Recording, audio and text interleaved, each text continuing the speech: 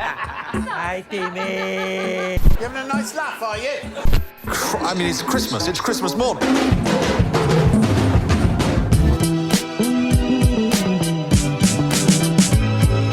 Hey!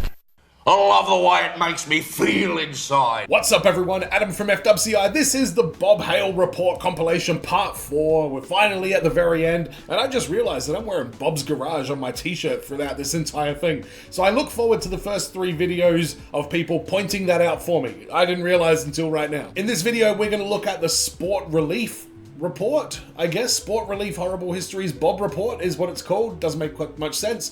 The Space Report. And then there's 2 that look like they're live. One of them is Horrible Histories Live, Bob Hale's Jubilee Report, and Horrible Histories Prom 2011, the Bob Hale Orchestra Report. If you do want a full-length version of these, patreon.com/FWCI. Thank you for watching along. Make sure you subscribe as I continue through Ghosts, probably, and I plan on doing Yonderland in the future as well. But let's jump into it. First off, the Viking Report. Is Bob Hale with the Viking Report. Bob. Thank you, Sam. Well, it's 786 AD and all calm at the moment, with lots of happy English people, or Saxons as I like to call them, spread across the whole country. But alright, everything seems to be normal at the moment. Here a nasty Viking front sweeping in from the northeast, shit. causing back off to Scandinavia. But not for long. Here they come again. Push back up across the country, creating a front here with the Saxons to the south. Wow, well done, Saxons. Or so we thought. Here come those Vikings again. But they just take his money and invade anyway, those Vikings. And before long, the Vikings are absolutely everywhere. And in 1017, we even get a Viking king. There was a Viking king in Britain? That's insane. I was not aware of this. Let's call him Canute, because that's his name. Canute, all right. The Normans from France invade the south. They say the crown belongs to their king, William the Conqueror. There's a massive battle in Hastings. Let's call it the Battle of Hastings, because that's what it was called.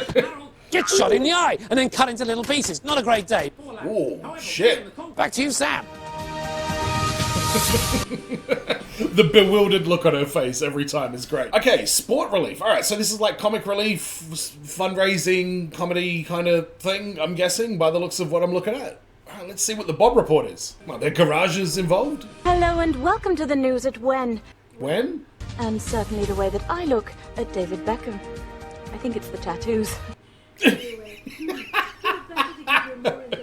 It's 2002, 10 long years ago, when the funny folk from Comic Relief and the Tones team from BBC Sport put their heads together, resisted having... Lenny Henry? What's going on? Right here on BBC The First. Sorry, BBC One. I'm more used to Kings. The damage. This time the show was even bigger, raising a whopping £16.9 million. Damn, that's a lot. Peter Kay, Catherine Tate, Chris Evans, Paul Whitehouse are just some of the names written on this auto cue. I don't know any of those people. David Walliams swam the channel. He did? As Alan Carr joined the ladies' team, but putting that football stud on the pitch certainly helped Sport Relief to haul in a massive £28.5 million. Jesus. With great music, good food, and even a fine wine. David Beckham's voice. Little joke there. Nice one, Bobsy. It took me a second to get that joke. A fine wine or David Beckham's voice. Good one, Bobsy. Every time he says good one, Bobsy, it gets me. Little joke there. Nice one, Bobsy. Nice one, Bobsy. Right. They're still putting that in the Thames? Oh. Enjoy the show, everyone. Back to you, Sam. Oh, has anyone got a bin? I have the, Someone must have a... Too late. Well, you got shit in the Thames? Is that what that is? And there's even a special Sport Relief edition of a show called Horrible Histories, which I've heard is really rather good. I'm so sorry. Alright. I want to see that episode. Alright, next is the Space Report. What do we got? Here with more details on this starry story. It's pretty crazy when you think about it. Well, we'll make it to the moon before you do. Oh, yeah? But luckily, both of them captured some of the German rocket scientists who built Hitler's wartime missiles, which suggests a rather exciting way to settle which superpower is best. Rocket-back jousting! Start firing monkey stomps, bison, rhinos into outer space, though not rhinos. I was gonna say, wow. Loads of animals are sent off into starry... Oh no, where is Laika? Rest in peace, guys. Yeah. In 1957, Sputnik 1, a radio beacon the size of a beach ball, becomes the thank you. Really helpful. They send an unmanned rocket right around the moon, launch a probe to photograph its surface, and in 1961, after successful tests using a dummy... Yes, very funny. Not because it is easy, but because it is hard. The exact same reason why I keep trying to set the clock on my oven. So, a new series of rockets... when the crew of Apollo 8 become the first men in history to orbit the moon, and just 1 year later... Not aware of that bit.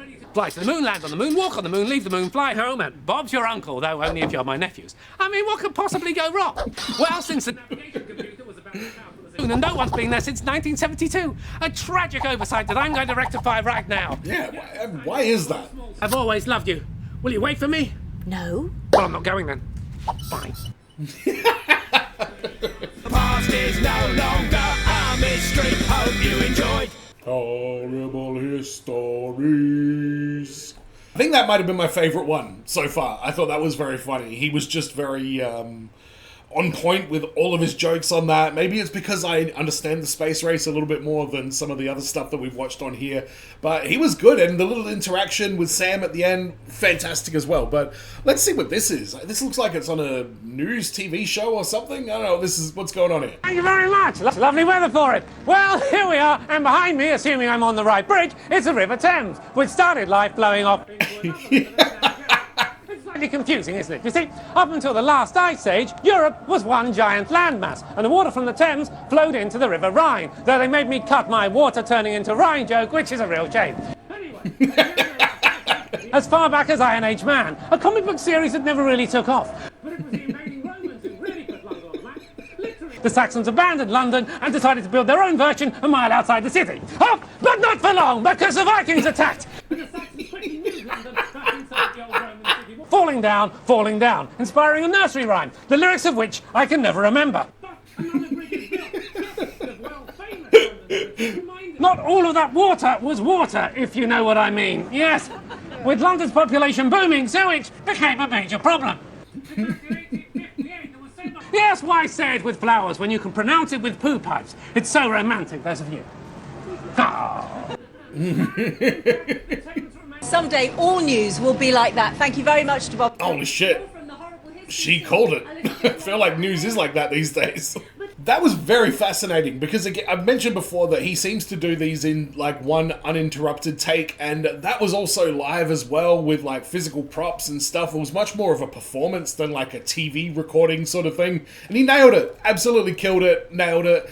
I wonder if he has a big script like on the other side of the camera to like keep him on track, or whether he memorizes all of that, because if so, he would be incredibly knowledgeable. I would love to have a conversation with him. The more I watch these, the more I'm just fascinated by Lawrence Rickard and his performance on all of these. But let's wrap it up with Horrible Histories 2011 from the Orchestra Report, as I like to call it. So here with a summary is Bob Hale with the Orchestra Report. Bob. Thank you. Holy shit, what is this? And thank you, ladies and gentlemen. Well, but... Unfortunately, the quality of this is very weird. And some instruments to play them on, things like the panpipes. Wow, this is really, really cool. The lyre. Though it looks pretty trustworthy to me. And the sackbut. What was that last one? And a big bag of woodwind. This is unbelievable. This would have been so good to see live. That was me, shouldn't have had the bolognese. All the best composers are hired by the kings and queens of Europe, meaning if you don't want to work for the royals, you're basically stuck between Baroque and a hard place. There you go. Little joke there. Nice one, Bobsy. And... killed by rival composer Salieri in a jealous rage. Yeah, really? Or possibly not. No one really knows. Oh, okay. And more famous than the orchestra themselves.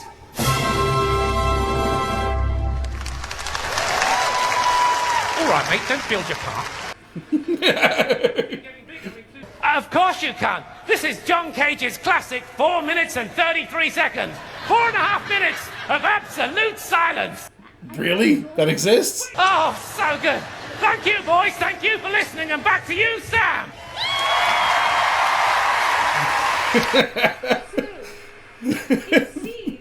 In medieval times, which is around the same time as Bob. I heard that. And you were meant to. Oh my god. Oh, there you go. The whole thing is up there. Nick Peabody for HHTV News. I've reported from some of the worst war zones. What the fuck is this? Hang on a second.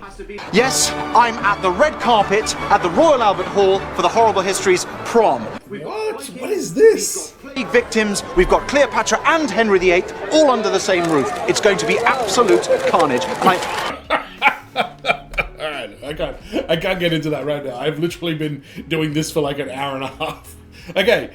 But that was great. I'm really glad I got to see that one at the very end because, you know, everybody in the audience were fans of him. You kind of needed to know who Bob Hale was to really appreciate that whole thing, you know, the most. And I did. I really, really felt it. I felt the admiration from the audience. I felt the laughs. I felt the epic fact that they're able to do this performance with a legitimate London Symphony Orchestra. Is that who it was? Absolutely insane. So I thought that was just a really beautiful way to end this reaction. It just ended up being the most heartwarming of all of them. And shout out to Lawrence Rickard. He has connected with me in a way that not all comedians and, you know, comedic performers do. I love what he does so much. And Martha Howe Douglas, I love what she does just as much. She was a perfect companion for this particular character, and her looks at the end of every video, like just the bewildered look into the camera, like the Office look, like kind of thing where you're acknowledging the camera, just cracked me every single time. She was great. But I enjoyed this. Make sure you subscribe if you haven't already, and let me know in the comments what you thought about this one. Go to patreon.com/FWCI if you want to support the channel further. And as always, everyone, be well, stay safe, look after your friends, ta-ta, and farewell.